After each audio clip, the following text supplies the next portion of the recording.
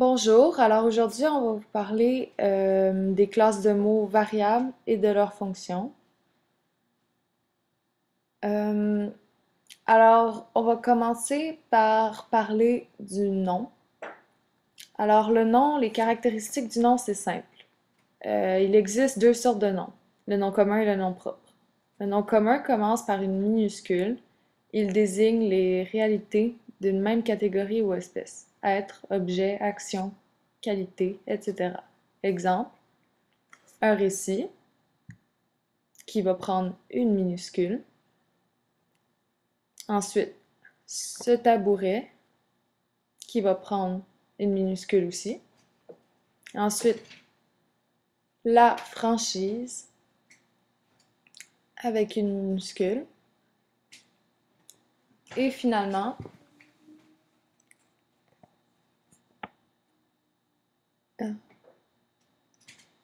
ensuite, le nom propre commence par une majuscule. Il désigne une réalité unique. Par exemple, la Joconde, le Pérou et, par exemple, mon nom. Ils vont tous commencer avec une majuscule. Ensuite, le nom, ça sert à désigner diverses réalités. Des personnes, des animaux, des lieux, des objets. Ça sert à ajouter une précision s'il est le sujet d'un noyau. Le nom a une forme simple ou complexe. Lorsqu'elle est complexe, elle a dérivé et composé. Alors, le nom simple est formé d'un seul mot. Par exemple, grenier, distributrice,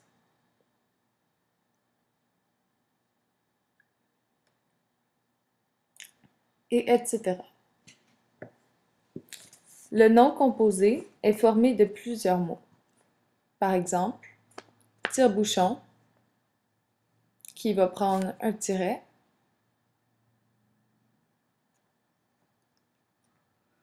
Ensuite, chasse-neige, qui va aussi prendre un autre tiret. Et etc. Le nom dérivé est formé par l'ajout d'un préfixe ou d'un suffixe. Par exemple, survol, qui est un dérivé de vol, lenteur, auquel on ajoute un heure à lent, et etc.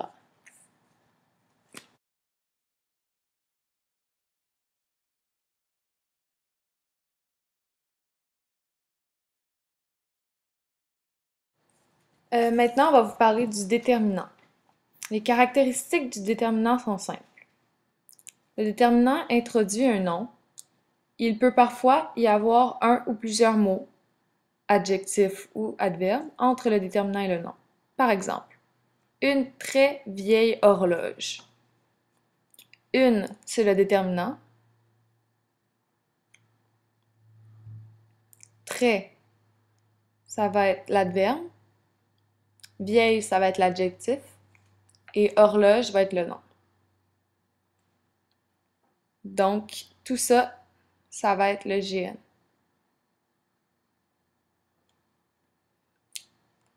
Ensuite, le déterminant est un receveur d'accord. Il reçoit le genre et le nombre du nom qui l'accompagne. Par exemple, prends cette couverture. 7 est le déterminant et couverture va être le nom.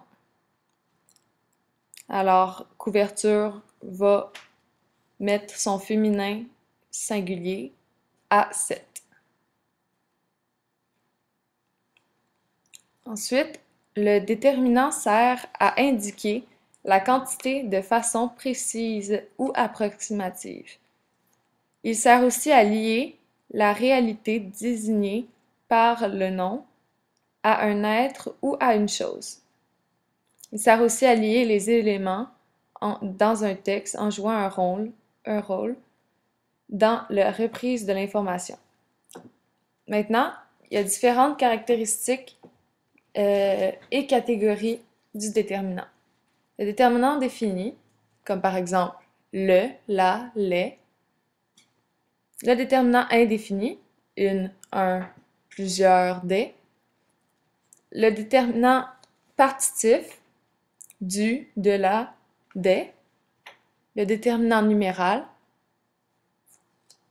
une, un, deux, 33 et plusieurs autres. Le déterminant démonstratif, ce, cette, c'est. Déterminant possessif, mon, ma, ton, ta, votre, et etc. Le déterminant interrogatif, quel, quel au féminin, quel au pluriel masculin et quel au pluriel féminin. Et le déterminant exclamatif, quel, en fait, toutes les sortes de quel, et le que de et le combien de.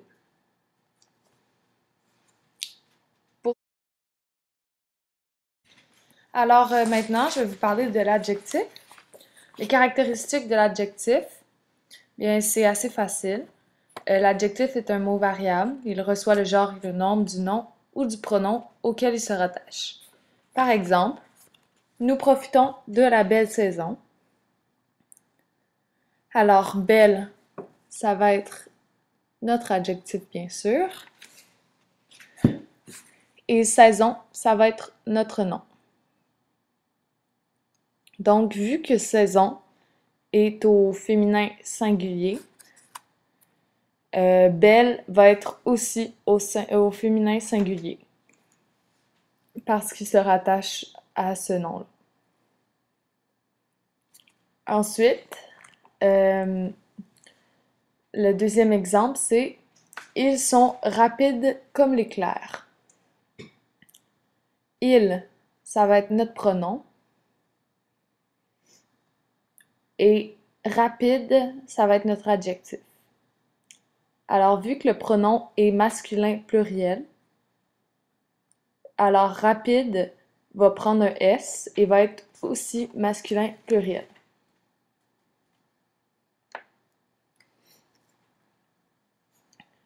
Le participe passé employé sans auxiliaire est un adjectif participe. Il s'accorde comme les autres adjectifs. Par exemple, une fenêtre ouverte, qui est un participe passé de ouvrir.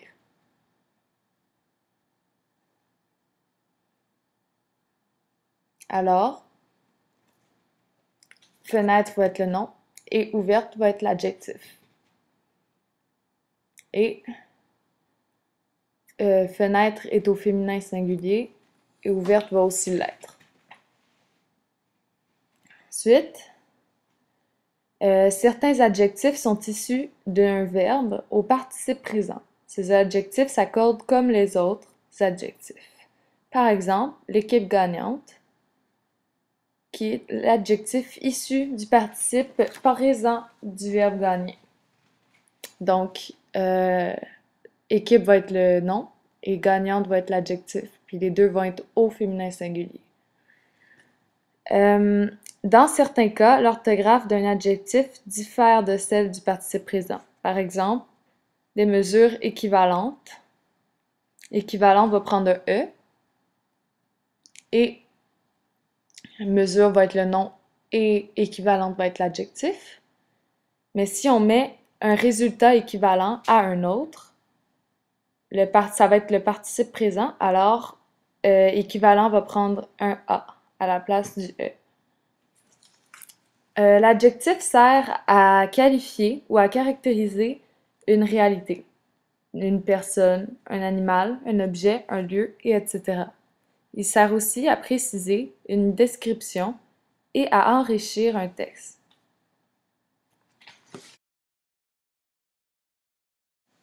Maintenant, je vais vous parler du pronom. Le pronom est variable. Sa forme peut changer selon la personne et le genre et le nombre. Par exemple, je, tu, elle, il, etc. Il est le donneur d'accord. Par exemple, il sort. Il va être notre pronom et sort va être notre verbe. vu que il est à la troisième personne du singulier, ben, il va donner sa troisième personne du singulier au verbe sortir, qui va être juste écrit avec un T. Ensuite, le deuxième exemple, c'est elles sont débrouillardes. Alors, elle, c'est le pronom. Il est au féminin pluriel. Et débrouillarde est l'adjectif. Alors, débrouillarde va prendre un ES à la fin, vu que elle est au féminin pluriel. Et le dernier exemple est elle est revenue tôt.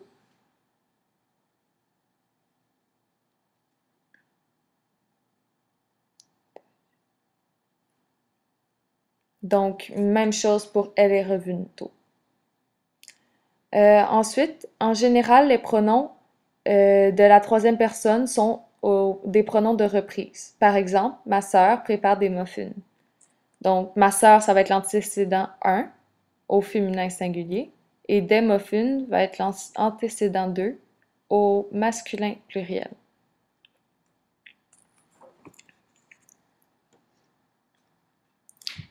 Si on rajoute après une deuxième phrase qui est elle les met au four, bien elle va remplacer ma sœur et va être au féminin singulier aussi. Et les va remplacer des muffins qui va être aussi au masculin pluriel.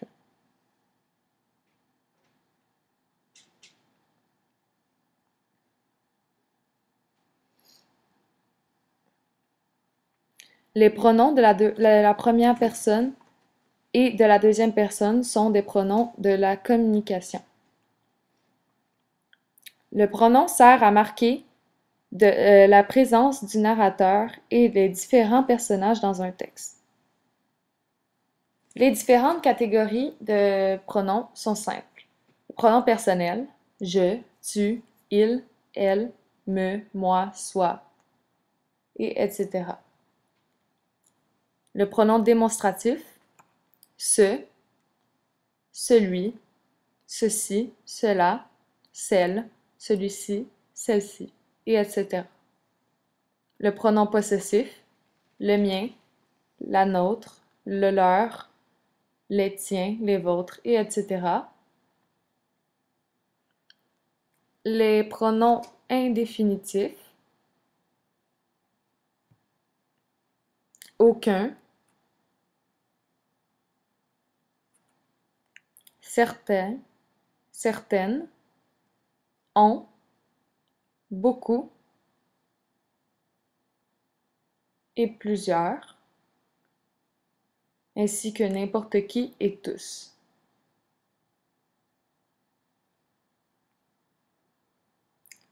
Ensuite,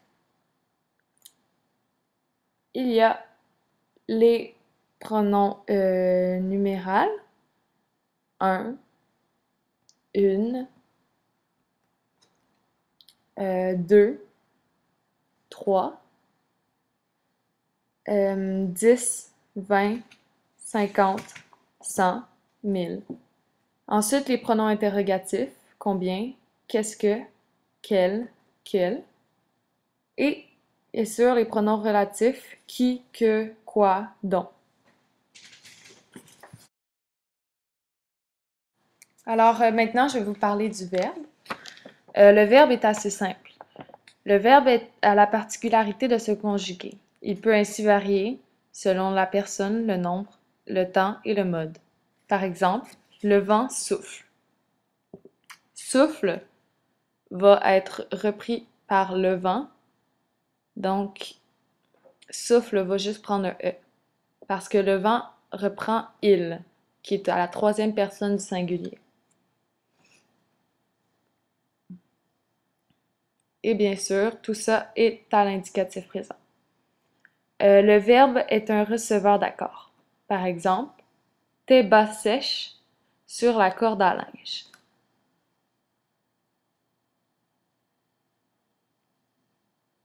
Donc, Teba, c'est il au pluriel.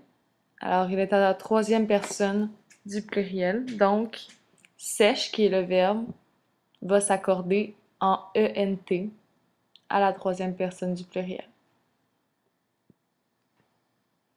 Le verbe sert à exprimer des actions, des états, des changements, tout en les situant dans un temps passé, présent ou futur. Par exemple, il a voyagé, qui est au passé composé, et il était monté au grenier, qui est au plus que parfait.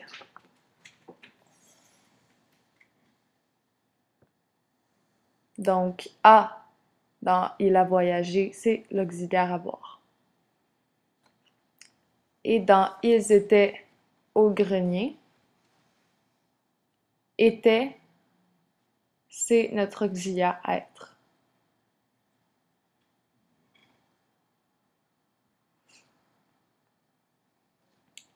Le verbe pronominal est toujours accompagné d'un pronom de la même personne que le sujet. On le reconnaît à l'infinitif par le pronom se ou aussi remplacé par s apostrophe.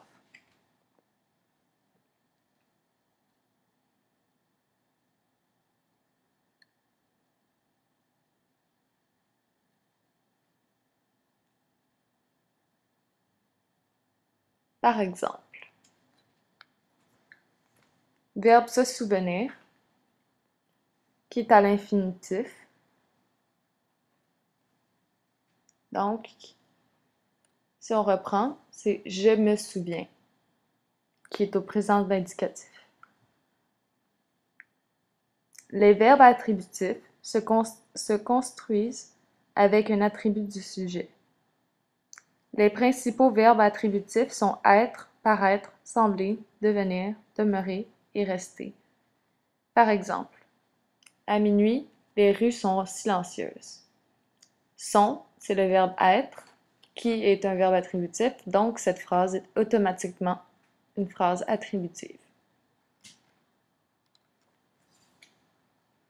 Ensuite, les verbes impersonnels sont toujours conjugués à la troisième personne du singulier avec le pronom impersonnel il, un sujet qui ne présente rien. Par exemple, il arrive que je ne laisse pas mon livre dans ma case. Ou il pleut. Donc, il va représenter aucune personne ou aucun objet. Il représente juste il. Pour vérifier si un mot est bien un verbe, on essaie de le conjuguer à un autre temps. Par exemple, son armoire, ma grand-mère la ferme à clé. Donc ça, c'est au présent. Mais pour savoir si ferme est bien un verbe ou si c'est pas le nom, bien, on le change à l'imparfait. Donc, on met son armoire, ma grand-mère la fermait à clé. Et si la phrase, quand on la lit, ça fonctionne, bien, ça veut dire que c'est un verbe.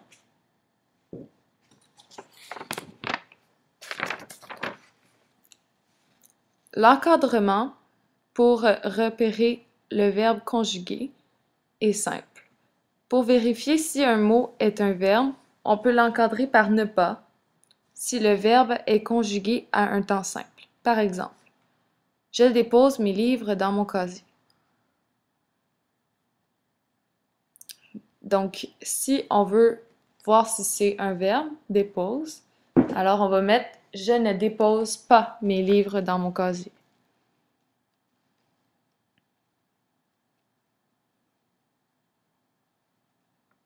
Et si quand on lit la phrase, ça se dit, alors dépose est un verbe. Si le verbe est conjugué à un temps composé, c'est l'auxiliaire qu'on encadre. Par exemple, j'ai déposé mes livres dans mon casier.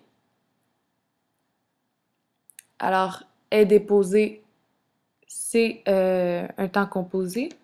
Donc, on met je n'ai pas déposé mon livre dans mon casier. Donc, si la phrase se dit bien, alors c'est un verbe.